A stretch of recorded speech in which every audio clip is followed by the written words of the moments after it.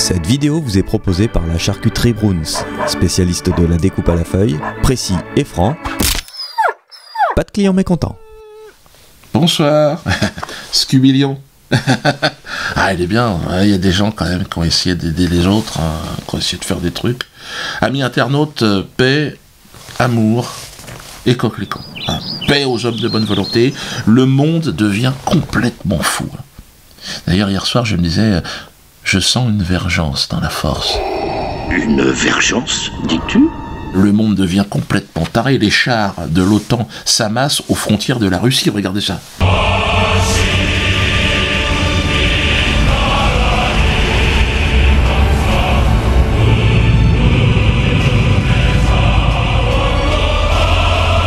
Ils ont même buté un leader de l'opposition en Russie. Il était l'une des principales figures de l'opposition en Russie. Boris Nemtsov a été assassiné peu avant minuit à Moscou. Un meurtre aussitôt condamné par le président Poutine, qui aurait indiqué vouloir superviser personnellement l'enquête. Le Kremlin indique que ce crime a les apparences d'un contrat et qu'il pourrait s'agir d'une provocation. Boris Nemtsov se promenait sur un pont au cœur de Moscou quand il a été atteint de 4 balles dans le dos. Il est mort sur place. Les Occidentaux deviennent complètement possédés avec leurs créatures de Daesh. Ils sont en train de s'embourber dans les marécages de la barbarie en Syrie, en Irak. C'est un véritable film d'horreur qui se passe là-bas. Boko Haram en Afrique, au nord du Cameroun, au Tchad, au Nigeria, en Centrafrique, au Mali. Mais c'est partout dans le monde entier. Ils sont en train de foutre le bordel. On est en train de s'entretuer. Comment cela va-t-il finir ? Mais j'ai peur. À ton avis, pourquoi je claque des dents ? Glagla, les bretelles, les gars.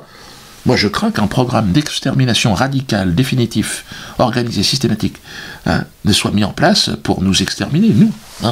Le ramassis de connards que nous formons, nos maîtres, je crois, ont décidé de faire le grand ménage de printemps.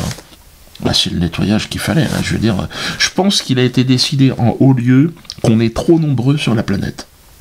Il faut réduire la planète. C'est une décision, bon, que je suis pas d'accord, parce que je fais partie, évidemment, certainement je vais faire partie du premier wagon, mais j'ai un peu peur. C'est vrai que pour eux, c'est pas très compliqué, les Rothschild et toute la fine équipe. Là. Quand t'as le pognon, et qu'en plus de ça, t'as les armes, tu fous la merde. Ah bah ouais.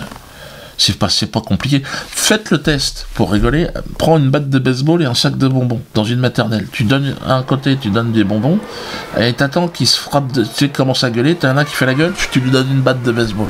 1 heure après, c'est t'as du nez qui coule, t'as des potes cassés, c'est fini. C'est la nature humaine elle est surprenante. Elle est surprenante et un peu décevante quand même. Bon, je fais partie de cette nature, mais on est un peu décevant. On fout la merde quand même. Quand tu vois ça, tu te dis... je pense que le problème qu'on a, c'est qu'on est trop manipulable. Puis ceux qui nous dirigent, ils nous mentent à un niveau... Le 49.3, là, vous avez vu en ce moment ? C'est une loi qui dit, va te faire enculer. Qu'en gros, c'est on va faire passer un projet, mais il n'y aura pas de vote. Et... ça, ils sont en train de le faire passer. Alors que, évidemment, Hollande avait dit que jamais. C'est vraiment un truc de... Regardez, écoutez-le. Le 49.3 est une brutalité. Le 49.3 est un déni de démocratie. Le 49.3 est une manière de freiner ou d'empêcher le débat parlementaire. Mais il va se poursuivre, ce débat parlementaire, d'une manière ou d'une autre. D'abord au Sénat et ensuite par des procédures que nous utiliserons jusqu'au bout. Voilà. Et là, maintenant, ils le font passer. C'est normal. C'est pas grave. Alors, je comprends que beaucoup de gens disent mais pourquoi ils nous mentent. Il faut savoir que pour ces gens-là, on est de la merde. C'est dur à entendre. Vous êtes tous de la merde. Vous êtes juste un sac de merde. Non mais on est de la merde. Moi je suis dans le sac. Ils te disent un truc. La François Hollande, et le lendemain, il dit l'autre. Alors toi, tu dis merde, d'accord, c'est tout. Tu dis d'accord, et tu rentres chez toi. Tu vas voter, tu payes tes impôts. Parce que ce mec-là, normalement, il est payé pour dire la vérité. Non, mais il n'y arrive pas. C'est trop dur. Il n'a pas la formation. Il ne faut pas oublier qu'il sort d'une école où on leur a appris à mentir et qu'on est des moutons, que vous êtes tous de la merde. Qu'on est tous de la merde. Donc, il peut pas... Quoi, Roger ? Oui, il le connaît, Hollande. Ouais, je sais, tu l'as vu. Ouais, je t'ai vu, Roger. Regardez-le, Roger. Et en même temps, ce sursaut puisse être maintenant conforter que nous sommes sur la bonne direction, que nous avons mis les bons principes, que nous avons défini les bonnes politiques. Ah bah à son petit niveau, il essaye de faire sa révolution. Tu lui as chié dessus. Tu as pondu des œufs dans le... Ouais, bon bah c'est pas la peine. Ouais, Germain, qu'est-ce qu'il veut? Non, mais je l'appellerai plus tard. Il m'a appelé l'autre jour, j'ai coupé mon téléphone là. Oui, je sais, il a des nouveaux Allègre. Il a un courrier d'Allègre. D'accord. Pour Canal+, d'accord, pour Carl Zero, d'accord, il veut en remettre ça, ouais, mais je sais pas si ça va nous intéresser. Il a des révélations. Burns, ah non, ne me parlez pas de tout ça, Burns, là. Non, arrêtez. Oh, c'est pas vrai. Oui, Alfredo, ça va mieux, d'accord. Bon, allez, à plus tard. Merci, mes gars de l'atelier de chansons potaches, hein, mes collègues de l'atelier. Là. D'ailleurs, on prépare un site avec toutes les chansons, là ils s'y mettent, ils sont motivés. Hein. Il y a Allègre qui a rejoint l'équipe, je sais que Fofana va faire un petit morceau aussi, bon, la réinsertion par le rire, par la distanciation. Parce que c'est vrai qu'il y en a, il manque de distanciation quand même. Je vois le cas d'Allègre, il a manqué de distanciation quand même. Mais il essaye de... Donc, atelier de chansons potaches, il y a un site qui arrive. Alors la vérité, évidemment, ça choque tout le monde, me dit, mais Dieudo, comment on fait rire les gens? Je dis, dis la vérité, les jeunes humoristes, dites la vérité. Vous allez voir, les gens se marrent, parce que c'est trop... Ils sont pas habitués. Parce qu'en fait, c'est trop, toi. Bon, tu prends des risques hein, en disant la vérité, tu réveilles des consciences, hein, et tu peux te faire arrêter aussi. Hein. Moi, pour avoir simplement ouvert à la réflexion autour de cette expression « je me sens Charlie Koulibaly », vous vous souvenez? Ah, ils sont venus me chercher chez moi à 6h du matin. Hein. Il y a il avait un bélier pour défoncer la porte. On dit non, touche pas la porte. Ils allaient tout péter. Hein. Fouille, garde à vue. J'ai été menacé de 7 ans de prison, de 75 000 € d'amende. Ouais. Je me sens Charlie Koulibaly. C'est normal. On est en 2015 en France. Bon, bah c'était mieux l'Union soviétique à l'époque. Ils avaient plus de liberté quand même. Ou en Chine et tout ça. En Corée du Nord, moi j'ai plein de mecs qui m'envoient des Dieudo, tiens bon, on comprend pas que ça marche comme ça dans ce pays de merde. Vous êtes vraiment dans une dictature. Je dis ouais, c'est vrai. Et c'est vrai que j'aimerais. Et quand je vois là ce qui se passe en Corée, je trouve qu'ils sont même un peu trop libres. Ils peuvent trop. On n'est pas habitué quoi. Quand on les voit, les Coréens, on n'est pas habitué. Enfin bon, je me sens Charlie Koulibaly, en plus je l'ai expliqué au tribunal. Charlie et Koulibaly, d'ailleurs, ne sont-ils pas aujourd'hui dans les bras de l'Éternel? L'Éternel qui leur souffle à l'oreille. Aimez-vous les uns les autres. Apologie d'actes de terrorisme. Aimez-vous les uns les autres. Je pense qu'aujourd'hui, Jésus, la parole de Jésus serait emprisonnée. Hein. Intolérable. Parce que le monde est là pour nous diviser. Donc, nos maîtres sont là pour qu'on s'entretue. Donc, si vous dites aimez-vous les uns les autres, vous allez à l'inverse de leurs intérêts, vous comprenez? Donc, acte de terrorisme. D'ailleurs, ils l'ont crucifié. Hein. Donc, moi, je pense que... Mais il faut être courageux, comme Nagui. Nagui qui est à la télévision, qui fait des conneries, regardez-le. Ouais. Est-ce que les manches arrivaient là, à peu près? Non, les manches. Il ne faut pas que je fasse ce geste-là. Non, est-ce que les manches arrivaient... Voilà, je vais faire ce geste-là. Non, Topiste. Oh, tu la veux, ta quenelle, toi, à la fin de l'année, Nagui, hein? Allez, peut-être. J'ai pas dit oui, j'ai pas dit non, mais il y en a une. Il y a une petite quenelle qui est peut-être pour toi, Nagui. Hein? Ah, Nagui, qu'est-ce que tu me fais marrer? Enfin, tu me fais... Non, tu m'as jamais fait marrer, par contre. Mais bon, tu fais ton truc, quoi. Alors, il va falloir, mes amis, sortir de cette merde, de cette société de merde. Comment y arriver? C'est très difficile, parce que sinon, en se tapant dessus... Moi, je pense que c'est en rigolant. La porte de sortie, c'est l'humour, c'est le rire. C'est ça qu'il faut arriver à faire. Même si certains médias veulent vraiment ils continuent à m'emmerder. Hein. Là, il y a Marianne, ils sont pas contents. Yves Chaise-Martin, regardez sa photo. Yves Chaise-Martin. Je ne connaissais pas, ce mec-là. C'est le propriétaire de Marianne. Il a fait 4 pages sur moi, il veut me cracher à la gueule. Merde, je le connaissais pas. Il parle de ma famille, de ma femme, de mes gosses. Ouais. Merde, Yves, qu'est-ce qui t'arrive? Chaise-Martin? Chaise-Martin ou pas? Il s'en prend à mon fils et tout, comme quoi ça serait un peu fiscalement, il essayerait de bidouiller à Hong Kong. Mais je dis, mais t'es qui toi, Chaise-Martin? T'es un délinquant fiscal? T'as pris 2 ans, 1 an de prison en appel? Ouais, et tu t'en prends à moi, Chaise-Martin? Bon, tous ceux qui m'écoutent, là, donnez-moi des informations sur Chaise-Martin et sur ses enfants. Je crois qu'ils s'appellent Jean-Yves et Anne-Sophie. Je vais faire un article de 4 pages, moi aussi. Hein, Chaise-Martin? Tu veux rigoler, bah tu veux jouer au con, hein, t'es tombé sur une 5e dan. L'émission aussi 28 minutes qui me crache à la gueule, je leur ai rien demandé. Ils font un débat, et un débat sur moi, sur la liberté d'exprimer Dieudonné, l'intolérable, et par contre j'ai pas le droit de parler. Merde. C'est un débat, mais je suis pas dedans.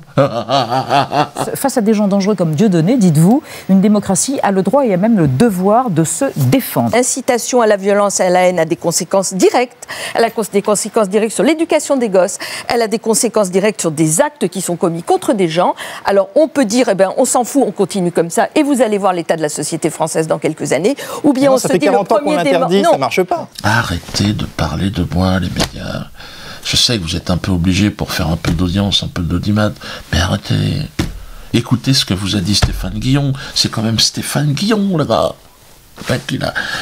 Bon, il a rien du tout, mais écoutez-le. Je le connais bien, j'ai travaillé dans son théâtre à l'époque où on pouvait encore y aller, sans perdre son âme. Et c'est quelqu'un de terriblement jaloux et de terriblement aigri aujourd'hui, qui ne cherche que à être en page Facebook, en tête de Yahoo et être au centre des médias. Il ne cherche que ça. Et la meilleure chose qu'on puisse faire, tous, journalistes, tous, chroniqueurs, humoristes, c'est arrêter de parler de Dieudonné. Ne dites plus rien sur lui. Il va disparaître. Et à chaque fois qu'il dit un truc, c'est le judiciaire. Mais plus personne ne parle de ce type. C'est la pire chose que vous pourrez lui faire. Très bien. Ne plus parler de ce monsieur. Ben n'en parlez plus alors. Ne parlez plus de Dieudonné. Vous lui faites de la publicité. Putain.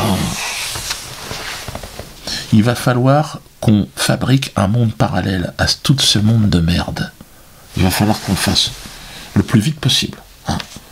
Un monde qui sera basé sur la vérité. On ne sait pas ce que ça peut donner. Ça peut peut-être marcher. En tout cas, ça va changer. Et là, je vous propose d'ailleurs un spectacle en vérité. Spectacle en vérité que je vais donner donc à Lyon, là. Dépêchez-vous, il n'y a plus beaucoup de place à Lyon. Hein. Toulon, Avignon, ça va être marrant. Venez, hein, vous allez voir, s'il se passe quelque chose. En ce moment, et sur scène, il se passe quelque chose. À Nice, ce sera le 25 juin, Palais Nicaïa.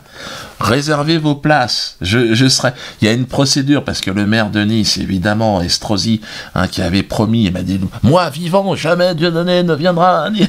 Si, je vais venir. Vous êtes l'un des premiers maires à Nice à dire que vous feriez tout pour vous opposer à la venue de l'humoriste supposé dans votre ville. Est-ce que, oui ou non, Dieudonné viendra pour un spectacle ou non? Vous me parlez de monsieur Mbala, c'est ça? Qu'est-ce que vous voulez dire par là, vous? Non, la personne à laquelle vous faites référence a un nom. Son nom de scène, c'est Dieudonné. Hein. Oui, mais justement, je regrette que vous parliez de nom de scène. Car monsieur Mbala, pour moi, depuis longtemps, n'est plus un humoriste ni un homme de scène. Vous me parlez de la polémique de la semaine. Je suis même surpris que ce débat vienne si tard dans le débat républicain de notre pays.